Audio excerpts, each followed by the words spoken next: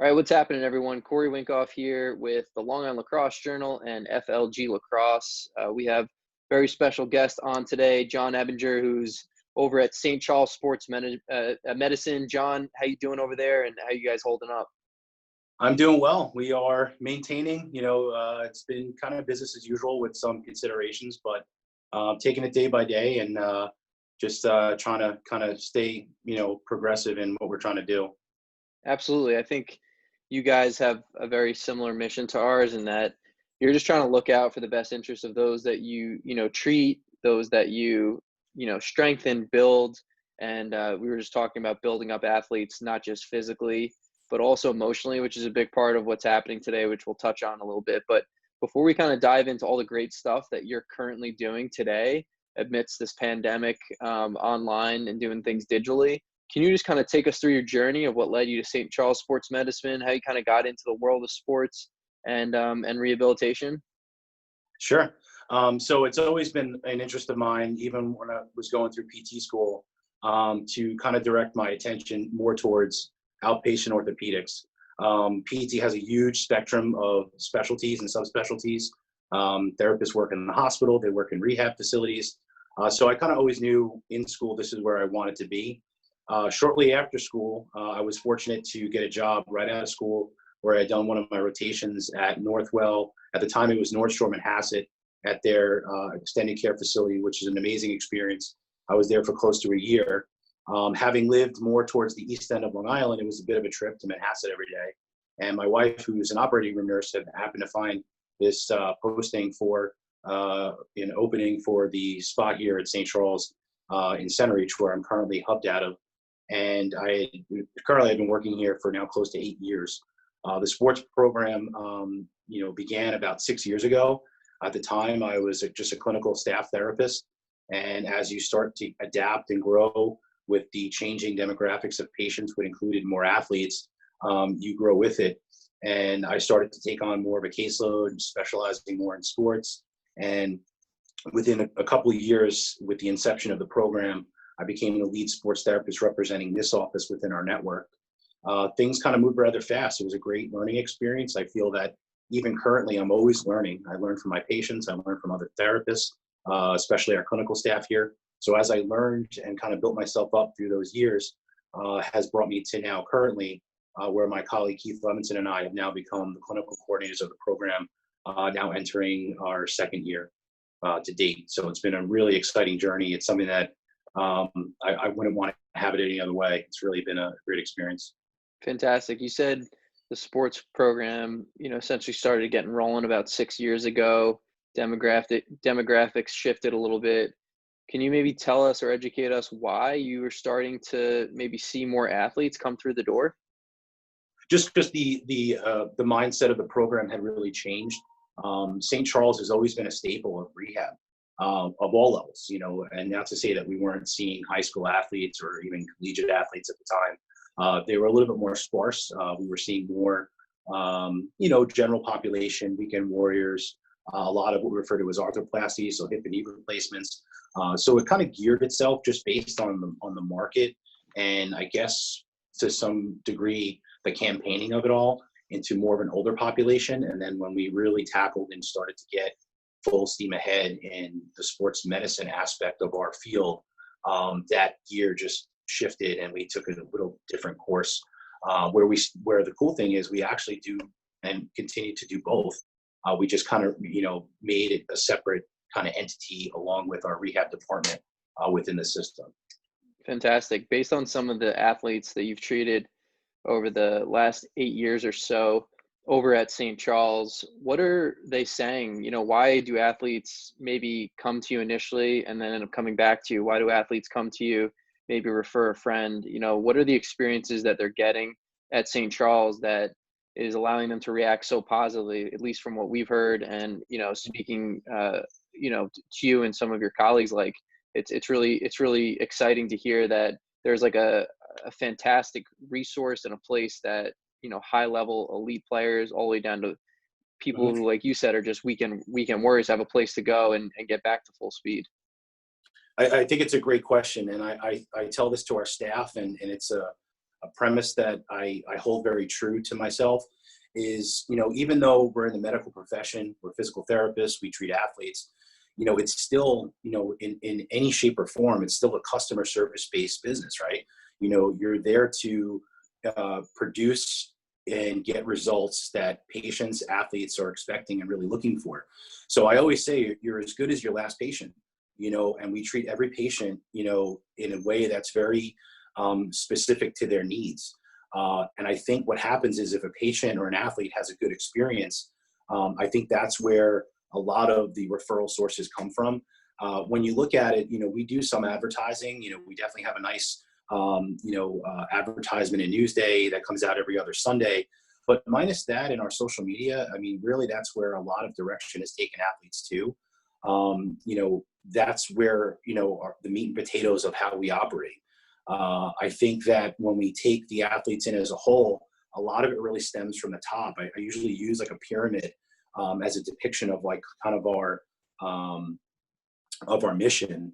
And that at the top of the pyramid is education and injury prevention. So we're very enriched in the communities that we serve, especially the high schools that we've been able to bring our sports injury prevention team into, whether it be doing ACL prevention screens for our overhead athletes, doing overhead shoulder, elbow, and body assessments. I think that's where it originates. And then when athletes see that we really care and we're giving them information about their body and wellness that they may not have ever picked up on, even from a strength and conditioning perspective or a coach or a parent, I think that's really where they look at us and say, I think these guys or ladies know what they're talking about. Let's give them a shot or give them a call and see what they can do. So I think that's the pinnacle. It's really trying to prevent the injury and then being the resource and the education tool to get them through it if, God forbid, they do experience one. Yeah, I love that approach. You guys are coaches there, right? Like, it's as a piece of what you're doing, and that's how really successful coaches approach building their programs, regardless of the sport. They have one good game. They're not just satisfied with that, and they just kind of coast the rest of the time. They say, okay, what did we do wrong? What can we correct? What did we do well? Let's keep doing that. And I really like that. And I'm sure the athletes appreciate that too, because I'm sure it's very motivating for them. They can relate to it. It also inspires them to maybe get through some adversity or really push themselves to an elite level, which I think is fantastic for you. Right. I'm getting a sense that, you don't just do this because, it's a way to, have a living for yourself and succeed in life. I feel like there's a lot of passion behind it. Is that true? And where does that passion kind of come from as it relates to your profession? We do. And we take on this job because it gives us satisfaction, because when you look at athletes, you're part of their journey, and to see the success that, keeps them moving is the energy that fuels us to do what we do. I mean, we never want to see an athlete, injured. But in many cases, when we're dealing with some sizable injuries, I use the ACL, for example, because it's a very common injury and it's one that takes an extensive rehab process. We're with these athletes more than even the surgeon. We're with them almost as much as their own parents. I see athletes sometimes 3-4 times a week, and that can go over for 3 to 4, sometimes 6 months before I'm getting them transitioned over to some S&C, work with a particular trainer.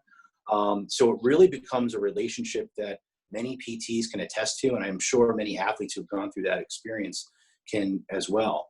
And it's something that we're always looking to better ourselves, to better the athlete. I mean, I get a lot of enrichment and learning from following, others, whether it be through social media, PT gurus. We do a lot of Con Ed courses in this stuff to really keep our brain enriched on ways that we can really progress ourselves to then have that trickle to progress the athlete.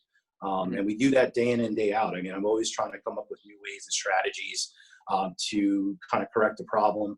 And it's really not a one size fits all. I mean, if I lined up 4 athletes, 5 athletes of the same gender, age match, you name it, they're all going to tolerate treatment differently. They're all going to have a different experience. But at the end of the day, that experience needs to be positive, and it needs to be the one that's setting them on the right track to getting back to return to play. That's awesome. And, being that there's not as many, let's say, sports going on right now, especially at the high school and collegiate level, activities may be down. I think a lot of people are turning to digital to do different things and to connect and to learn.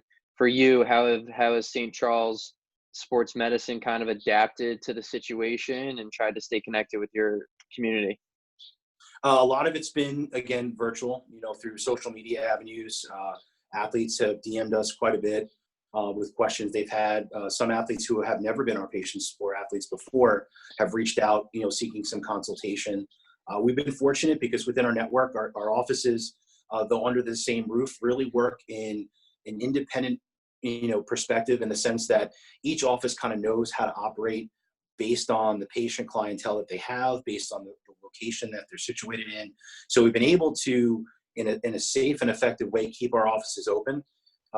We've obviously decreased volume in two ways. We've limited the number of patients that can actually, or athletes that can actually enter the office at a given time for treatment. And also that kind of correlates to those patients or athletes that are a little skeptical about even entering a facility. So we've been able to still manage and maintain care. I've had several athletes that had recently had surgery, prior to the pandemic coming, through, where it was really of essence to get them in and actually getting some physical hands-on work done with them. So we've been actually able to really carry a very formidable caseload in a way that is safe and have been effective for them thus far. So Have you noticed some of the athletes needing just advice that stretches beyond the physical and more taps into the mental emotional?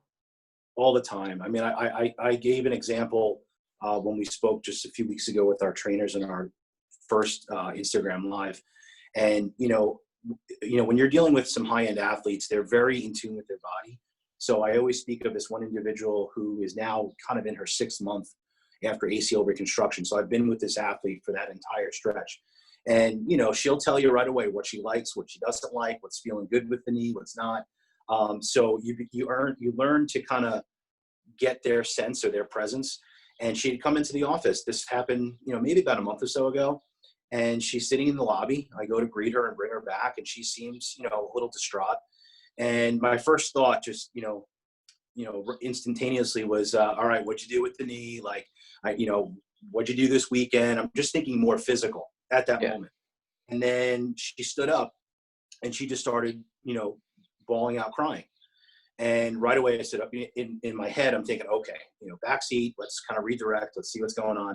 So I just put my arm around her shoulder and I asked her, like, what's going on? Bring her into a private room, and she tells me that, she had just found out that they've officially made the school year over. She's a high school senior. She's a multi-sport athlete on a road to playing collegiate sports at a high level. And, I just think in that moment, what it was like for you or I or anyone that's experienced high school, especially your senior year, the senior summer, graduation, prom, your last step or touch on the field, and all that to be taken away just like that. It really just changed everything on how I look at these kids. And it really breaks my heart. And it took us a good 20 minutes to kind of redirect and get things like, take a deep breath. And all I had to do was listen. That's, I think, all we should be doing with these individuals is listen to them, let them understand that, they can share their voice. It's never good to bottle up emotion. Sometimes I might feel a little uncomfortable expressing it to a parent. And as long as it's constructive and I'm not getting a sense that there's something else going on where I need to refer or consult with the parent, I think it's a great thing for us as therapists to now learn even more how to do. And it really makes us better therapists for it and because of it. Yeah, I think that's such a great story because, some maybe therapists who might just kind of move past that conversation. I'm sure your session, let's say you had her for an hour to help her physically, wouldn't have been as productive if you didn't take that 20 minutes to just, like you said, listen. And I think, if people can take a page out of that book and learn from that experience, I just think they'll get more out of each and every time they're with an athlete. So that way you're more efficient, you're more productive. It's, you can build a long lasting relationship, which is important. So that way athletes can feel comfortable coming to you to the full extent of their recovery. Cause I do, I've seen it unfortunately too many times of some athletes that have been in our lacrosse program who have, you know, had some serious injuries and they just have that mentality of, I just need to get back on the field. I have to get back on the field. And they go back in too early. And it's because, maybe they didn't have that relationship with their therapist where they felt comfortable executing 100% of their plan, because they just wanted to be like, listen, I'm done with this guy. I'm done with this woman who's helping me. Like, Right. I'm good. I'm getting back on the field. And you hate to see that. So I think it's great how you kind of go above and beyond, because that relationship is unique and it's important for the athlete's best interest. So one thing I just wanted to do is pull up a couple pictures that you were nice enough to share over, that I think each and every one of them tell a little bit of a different story. So Mhm. first and foremost, I'm going to just pull up this shot of you, which is pretty cool. It's a nice black and white image, and looks like you're lifting there, which I think tells a lot. At least for me personally, when I look at this photo, you know, with you, someone who deals a lot with treating athletes and helping athletes, you yourself, kind of doing what they do, and staying fit, and getting into the mindset of the athlete. I think that's really important, for a lot of reasons. One, because your job is really physical. It's not easy, right? Like, Sure. you're working with your hands, like you have to be super hands-on and do things that not everyone can really do. So I think that's kind of what I'm thinking when I look at this picture. But for you, take me through what's going on here. So, it was actually a great capture, that it just kind of reminded me of where I started. I was always someone that was, trying to stay in shape. I was a stocky, kid in, grammar school and high school. And I really started to develop towards my later years of high school. And I really, embody that, exactly what you said. We work on the physicality of our athletes. And, to a high degree, we kind of have to practice what we preach. Hmm. So I'm reminded of how I'm not like that, or I used to not be like that with my wife. I'm kissing 40 soon.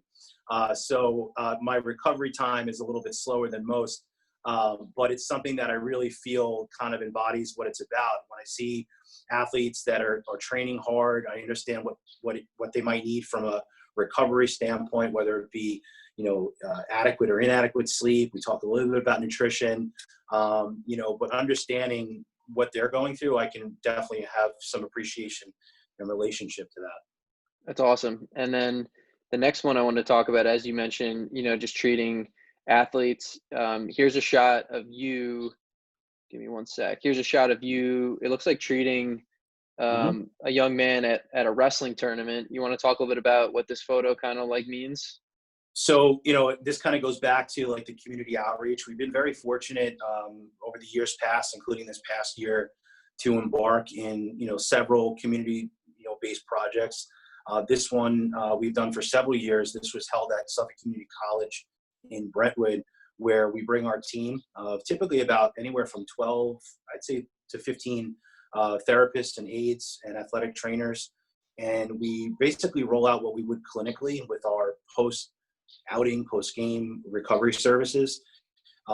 Some of it is modality based with Normatex, Mark Pros, Hypervolts, but we also do, physical attenuation. So here, we're, just working on an athlete, his neck, who was a little stiff after getting off the mat. If it was obviously a problem, something I felt really needs to be looked at, then he would be escorted directly by myself, or if it was another therapist, to the medical personnel that's covering the event. So this is just an example of many of the services that we've done. We've done this with lacrosse. I know this, this is obviously a depiction of wrestling, but every year we've been at the forefront for Lax Out Cancer, which is actually held in my backyard out in Wading River, where I'm from, Hmm. which is an event that raises money for families of children who have cancer. And it's just gotten better and better every year. And we offer our services similar to this depicted here. So this is, we dedicate an entire weekend to that. I mean, that's bringing staff, equipment, and gear. It takes, in some cases, months of planning and then weeks of preparation leading to just an event like this. So that's something that we really get excited for. That's awesome. The Lax Out Cancer event, we got a chance to cover a couple years back. That's a really nice fundraiser that they do, and they put they Yeah, it's put on really. they do a great job. And then the last one I just wanted to pull up was, I noticed on your shirt it says "Life rolls on." You want to talk a little bit about the significance of where you are right now and what event you're at? Mhm. So this is an event that I got introduced to by a high school friend of mine. He's actually a mutual friend of Rob Hagedorn, who was nice enough to acquaint you and I. But his name's Jason Kahn, and he was a big lacrosse player when Rob and I and Jay were at Northport together. He wound up playing at Hopkins, his collegiate career, and Jay wound up moving out to California, and he got involved with this organization, Life Rolls On, as a person who hobbied as a surfer. And he was introduced to a gentleman, Bill Landauer, who sustained a cervical injury, rendering him paralyzed from the mid-thoracic spine down, and he's still a surfer. And what Life Rolls On embodies is really getting individuals that had been athletes who had sustained an injury that was a devastating injury. It could have been traumatic from like a car accident, or those born with some type of disability. And what we do is we create this medical team of experts to guide them into the water, and we actually give them the experience of surfing. So this was actually held at Rockaway Beach last summer. It's a great event. New York City Public Parks helps us kind of organize. And the great thing is that it really is a coast-to-coast event. Jay runs it out of LA, and with my involvement last year, I've been one of the representatives for the East Coast here in New York.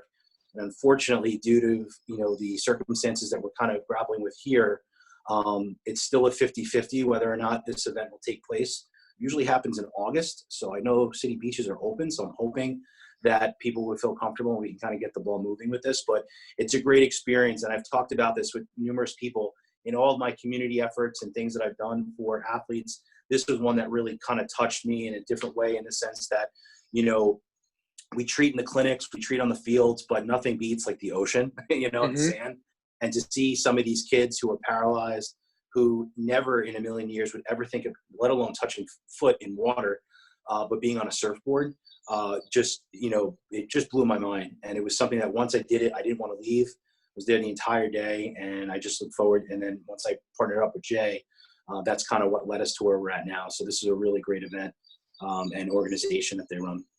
That's fantastic. Well, hopefully if you guys can get that event in particular off the ground this summer, let us know. We'd definitely be happy to promote it. Yeah, and sure. Get people to come support it, because I'd appreciate that. that. Yeah, no, of course, that's part of what we do. So listen, John, it was really nice having you on here. We're really excited to just promote another great outlet, at the least, just to learn from you and follow you guys. But of course, if people are looking for quality rehabilitation, here's another great source, which we're excited to introduce to our athletes. So I guess one last thing here, well, first off, before we kind of get into the last closing statements, where can people follow you guys on social media? A big part of our audience are high school athletes and kids and parents who are on social. So where can they follow you to learn more?